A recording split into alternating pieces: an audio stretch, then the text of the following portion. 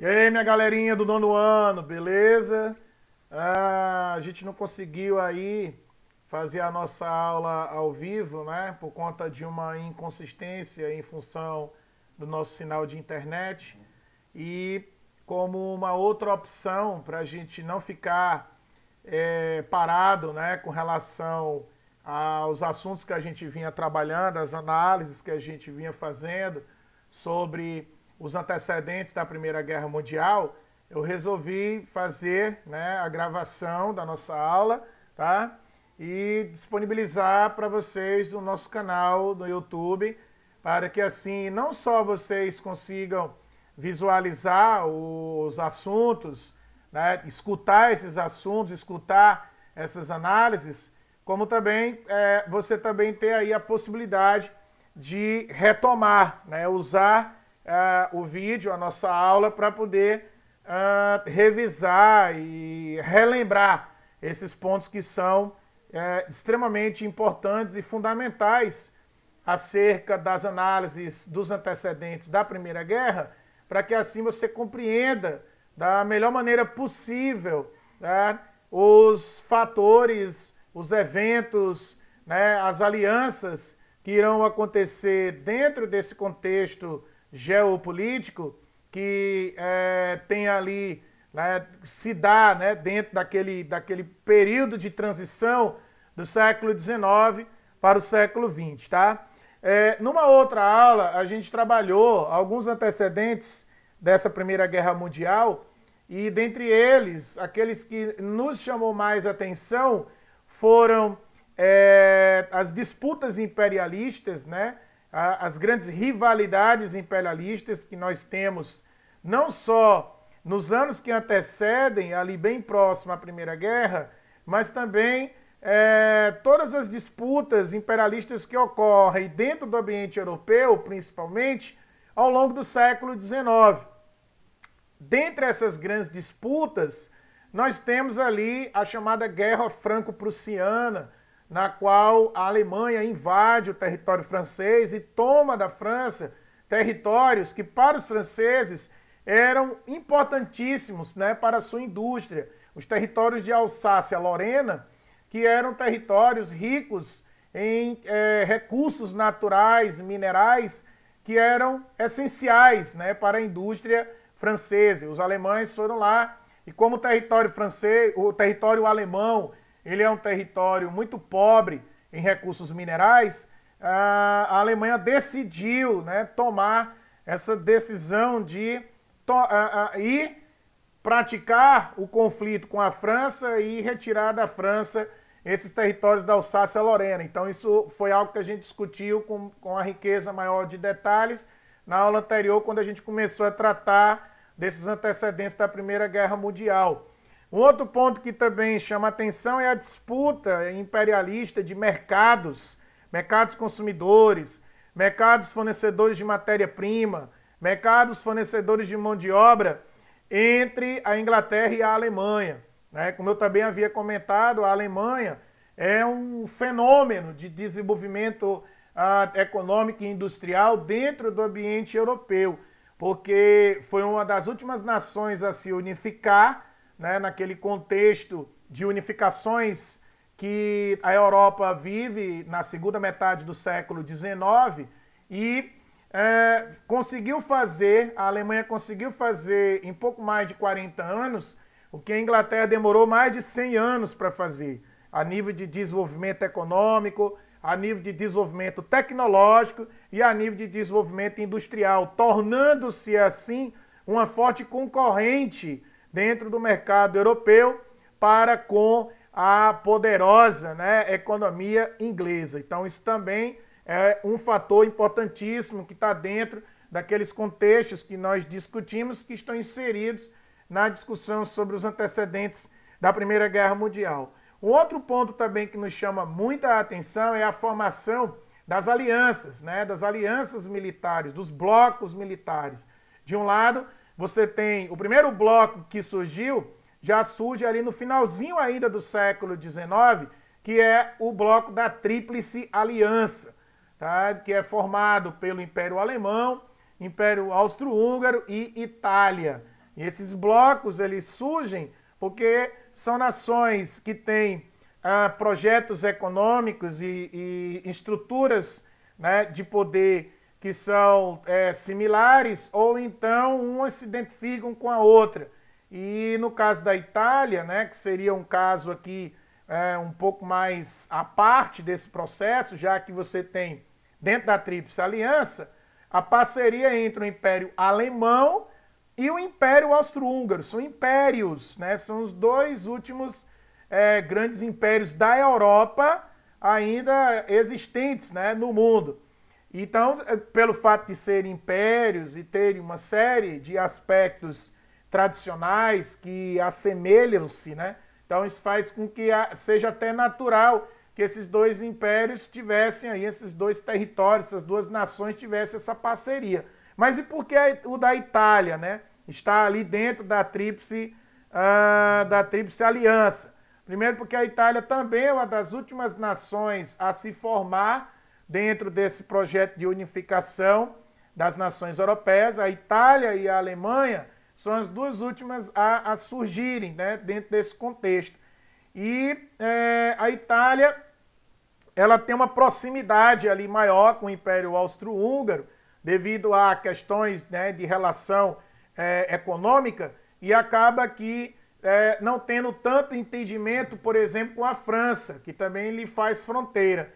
Então, no primeiro momento desses blocos, dessas alianças militares que nós temos, que antecedem o início da guerra, a Itália ela forma parceria com a galera do bloco da Tríplice Aliança. Então forma-se ali, né, as três nações principais daquele bloco, que é o Império Alemão, o Império Austro-Húngaro e a Itália. Lembrando que a Itália e a Alemanha são as duas últimas nações que se unificam e que surgem como nações, né, como países centralizados, unificados, dentro do contexto histórico europeu.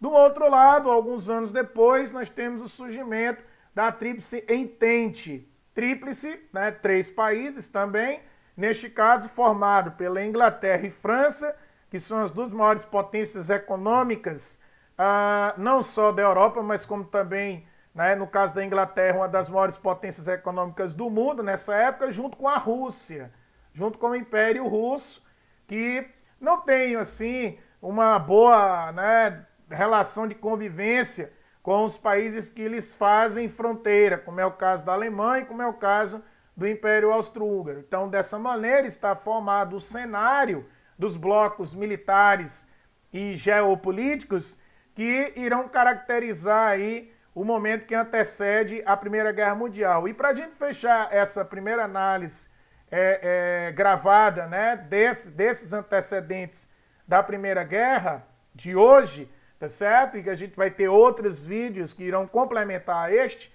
a gente não pode esquecer de falar do estopim da guerra, né? E o que é o estopim da Primeira Guerra? Já que todo o cenário para que essa guerra viesse a acontecer estava, né, praticamente todo ele arquitetado.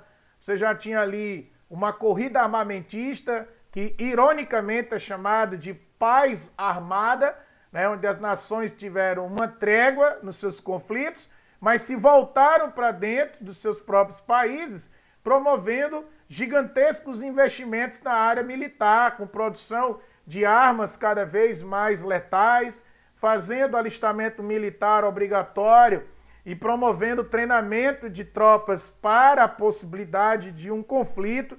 Então, quer dizer, você tem ali já um ambiente de preparação, né, de uma caminhada em direção ao conflito. Parecia que a Europa ela já sentia, né, já respirava, inclusive, esse ar, né, de guerra, né, esse ambiente de guerra, ok?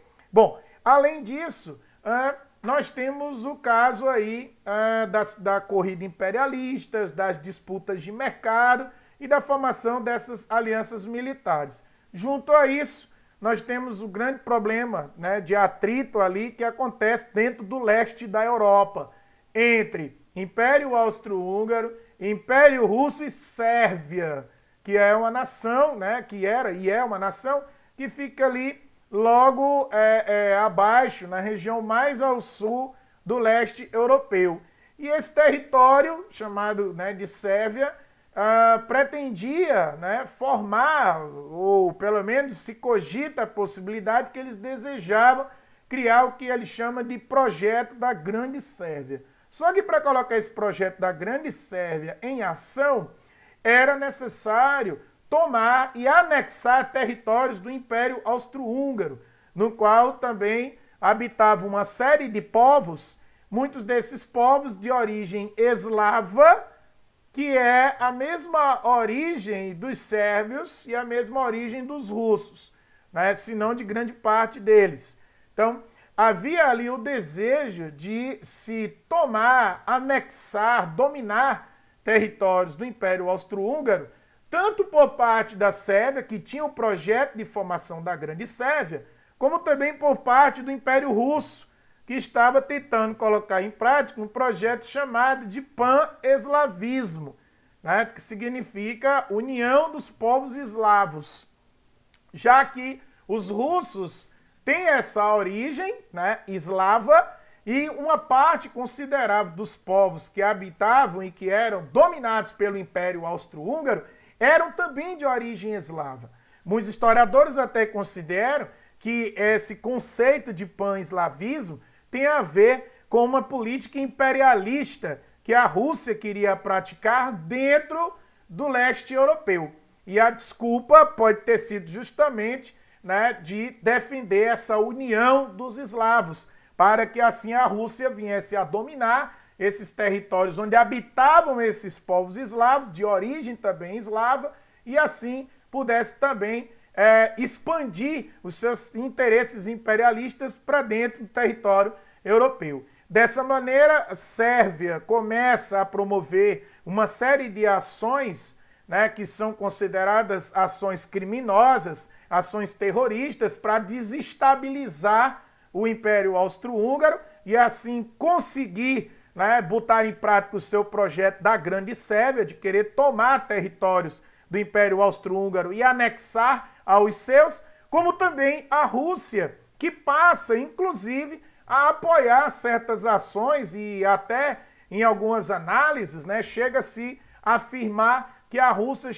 chegou a enviar dinheiro, ou seja, a financiar ataques terroristas organizados pela Sérvia dentro do Império Austro-Húngaro para desestabilizar o Império Austro-Húngaro e assim também abrir portas, abrir a possibilidade da Rússia, né, também invadir o Império Austro-Húngaro e também dominar e anexar seus territórios. Então você tem Rússia e Sérvia dentro de uma perspectiva política e de dominação territorial que são praticamente os mesmos interesses contra, no caso aqui, o Império Austro-Húngaro, que é um grande aliado do Império Alemão.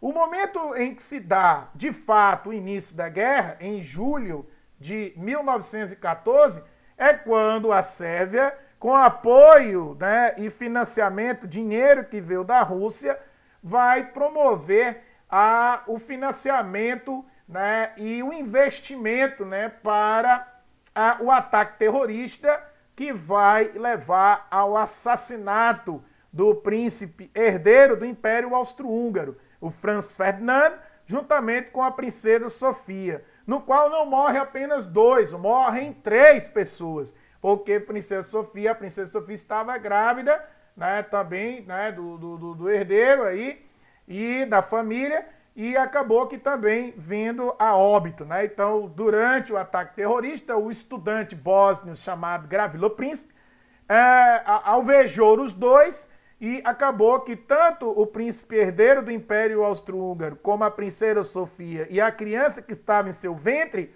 vieram a morrer, tá? Então, isso faz com que essa política de alianças dos 2 blocos que a gente viu, Tríplice Aliança de um lado e Tríplice Entente do outro, começassem, né, a entrar dentro do jogo da guerra, tá? Mobilizando tropas. Isso se dá da seguinte maneira, e aqui presta bem atenção, porque é um efeito dominó e a gente precisa estar bem atento para entender como é que vai ser o passo a passo aqui do início do conflito.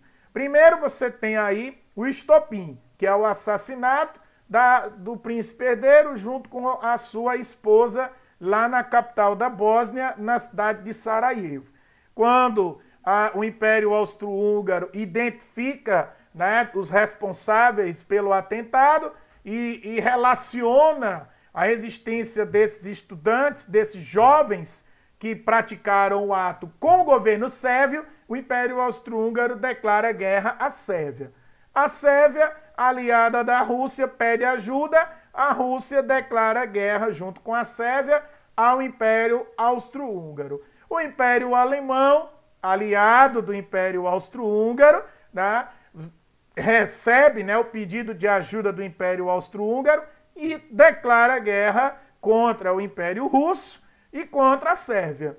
E isso faz também com que, pelo fato do Império Russo estar dentro do conflito, a Tríplice Entente, que é formada principalmente pela própria Rússia, pela Inglaterra e pela França, faz com que Inglaterra e França venham também para dentro do conflito, levando assim todo o restante, né, do continente para dentro desta guerra que aí, né, vai começar a se tornar de fato uma guerra de proporções mundiais, beleza? Então, essa seria a análise que a gente tem primeira para fazer justamente desse momento inicial do conflito, e nos próximos vídeos, nas próximas gravações, a gente vai trabalhar o ambiente da guerra, o decorrer, né, do conflito, onde a gente tem as principais batalhas e a gente tem os dois momentos maiores da guerra, que é, primeiro momento, guerra de movimento, segundo momento, guerra de trincheiras.